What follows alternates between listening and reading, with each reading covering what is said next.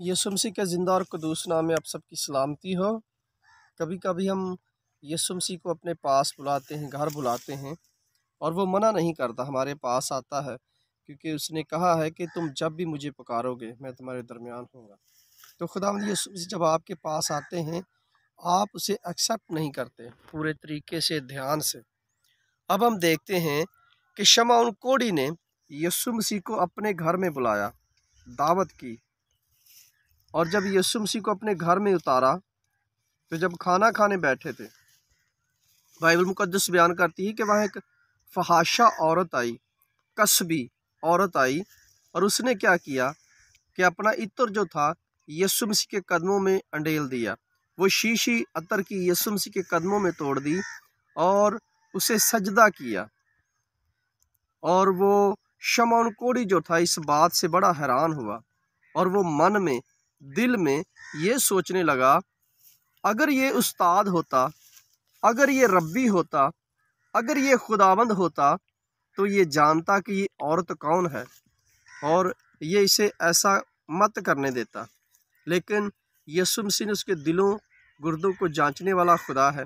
जब उसने उसके मन को जाना कि शमौन कोढ़ी क्या सोच रहा है, तो उसने शमौन से कहा कि ऐ शमौन, मैं तेरे घर में आया और तूने मेरे पाँव धोने के लिए मुझे पानी ना दिया, तुमने मेरे पाँव ना धोए, लेकिन इस औरत ने अपने इत्र से, महंगे इत्र से मेरे पाँव को साफ़ किया और अपने बालों से साफ़ किया।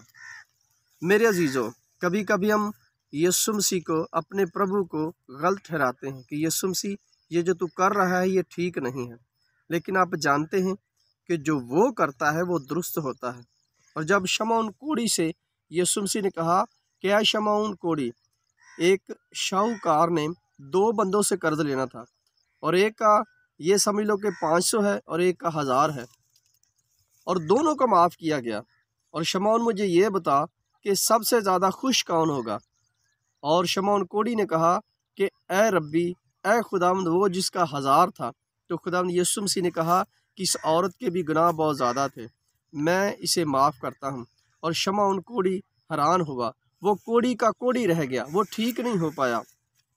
कभी कभी हम अपनी फास्टिंग पर बड़ा घमंड करते हैं, अपनी प्रेयर पर, कि मैं बड़ा खुदा का ताबेदार हूँ, मैं रास्तबाज हूँ और खुदावंद मेरे साथ रहता है।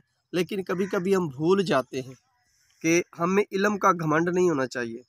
हमें घमंड खुदा पसंद नहीं करता। और इसी तरह आप जानते हैं कि जब 2 बंदे हैकल में दुआ करने के लिए गए, तो यीशु मसीह ने उनकी तमसील कही कि एक जो था वो रोज़े रखता था, 10वां हिस्सा हैकल में देता था, प्रेयर करता था और बड़ी दुआएं करता था। और जो दूसरा था, जो गुनहगार था, वो जब हैकल में आया तो वो दूसरा देखकर उसे हंसने लगा और कहने लगा कि ऐ खुदावन, देख, मैं हफ्ते में 2 बार रोज़ा रखता हूँ, मैं पूरी दाए यकी खुदा के घर में देता हूँ, और ये चुंगी लेने वाला है, ये वसूल लेने वाला है, मसूल लेने वाला है, गुनहगार है।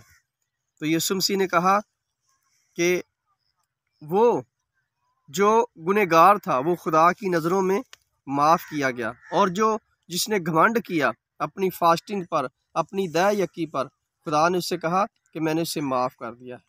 हम कभी कभी घमंड कर जाते हैं, गुरूर कर जाते हैं, जो खुदा को पसंद नहीं है। जब खुदा आपके पास आए तो खुदा की मर्ज़ी को अपने मन में पूरा करो, क्योंकि खुदा चाहता है कि तुम उसकी मर्ज़ी को पूरा करो। लेकिन हम अपनी मर्ज़ी पूरी करना चाहते हैं, तभी तो हम रास्ते में रह जाते हैं, हमारे अंदर दुरुस्तगी नहीं आती। जब हम खुदा की मर्ज़ी को पूरा करेंगे तो मेरे अजीज़ों, उसकी मर्ज़ी को अपनी ज़िंदगी में लेंगे तो हमारे फ़ैसले जो हैं बिल्कुल दुरुस्त होंगे। हम कभी घमंड नहीं करेंगे, हम अपने से दूसरों को बेहतर जानेंगे। आज ज़रूरत है कि खुदावंद के कलाम को समझें, उसे अपने दिल में उतारें कि खुदावंद क्या फ़रमाता है, किन चीज़ों से खुदावंद खुश होता है, किन कामों से खुदावंद खुश होता है।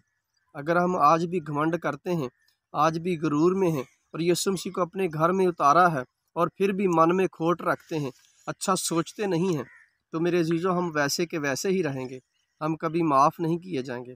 आज ज़रूरत है कि हम यीशु मसीह को जानें, पहचानें, उस पर पूरी तरह से ईमान रखें कि जो यीशु मसीह हमारी ज़िंदगी में कर रहा है वो सबसे बेहतर है। खुदा इस कलाम के वसीला से आपको बरकत दे।